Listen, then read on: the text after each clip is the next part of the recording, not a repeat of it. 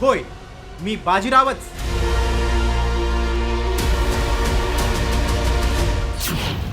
फडणवीसांची टीका, दादांचं प्रत्युत्तर.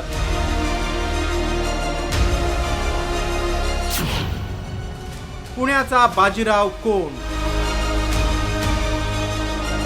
पुणे महापालिका निवडणुकीवरून राज्याच्या मुख्यमंत्री आणि उपमुख्यमंत्र्यांमध्येच जुंपल्याचं चित्र महाराष्ट्रानं बघितलं. आपल्या जाहीरनाम्यात अजित पवारांनी मोफत मेट्रो आणि बस प्रवासाचं आश्वासन दिलं आणि त्यातल्या सत्तेतल्या मित्रांनीच त्यांच्यावर टीकेची झोड उठवली.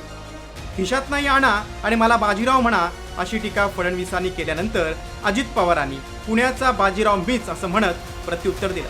मला कोणावर या ठिकाणी टीका करायची नाही. काही लोक मनात येईल त्या पद्धतीनं आश्वासनं देऊन राहिलेले आहेत. आश्वासन देताना आपण ते कुठून पूर्ण करणार आहे याचाही विचार करत नाही. मला त्यांनाही काही म्हणायचं नाही. त्यांना मी फक्त पुण्यातली एक म्हण सांगतो. पुण्यामध्ये लोक म्हणतात खिशात नाही आणा आणि बाजीराव म्हणा. अशा पद्धतीनं काही लोकांचा जो काही व्यवहार आहे त्याच्यावर मी कुठली टीका करणार नाही. आम्ही मोफत बस मेट्रो ही आश्वासन कशी पूर्ण करणार असा त्यांचा प्रश्न आहे, पण त्यांनीच उत्तर दिले. आम्हाला ते बाजीराव म्हणाले.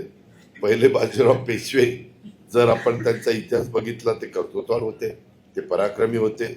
मनगटाच्या जोरावर त्यांनी त्या काळामध्ये मराठी साम्राज्य वाढवलं. आमच्याही मनगटामध्ये जोर आहे. आम्ही पुन्हा तिजोरीत आणू आणि आश्वासनं त्या ठिकाणी पूर्ण करून दाखवू. याआधी फडणवीसांनी अजित पवार यांच्या मोफत मेट्रो प्रवासाच्या आश्वासनाची खिल्ली उडवली होती. तेव्हा त्यावेळीही जिंकून आलो की करून दाखवेन असं म्हणत अजित पवारांनी फडणवीसांनाच आव्हान दिलं. आज मी अनाऊन्स करणार होतो की पुण्यातनं उडणारे जेवढे विमानं आहेत त्या विमानांमध्ये महिलांना तिकीट माफ केलं पाहिजे. अनाऊन्स करायला काय लागतं? आपल्या बापाचं काय जातं अनाऊन्स करायला? अनेक वेळा निवडणुकीच्या जिंकण्याच्या डेस्परेशनमध्ये ज्यावेळी आम्हाला माहिती असतं की निवडून येता येत नाही, अशा परिस्थितीत आम्ही काही जाहीरनामे काढतो. त्या जाहीरनाम्यांमध्ये काही म्हणतो. पण तरी माझं म्हणणं आहे किमान पब्लिकचा विश्वास बसेल अशा तरी गोष्टी म्हटल्या पाहिजे ना. तिकीटची नोंद घेतली, काय काळजी करू नका.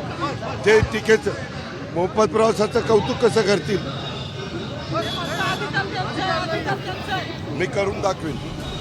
दरम्यान पुणे महापालिकेत मेट्रो आणि बस प्रवासाचा मुद्दा निवडणुकीच्या शेवटच्या टप्प्यात का चर्चेत आला ते पाहूया. पुण्यात IT हब आणि विद्यार्थ्यांची संख्या जास्त आहे. वाहतूक कोंडी हा पुणेकरांसाठी कळीचा मुद्दा आहे. वाहतूक कोंडीच्या वाढत्या समस्येवर मोफत मेट्रोचं आश्वासन आहे. महत्त्वाचा मुद्दा दादाने हायजॅक केल्यानं भाजपकडून पलटवार करण्यात आला. पुणे आणि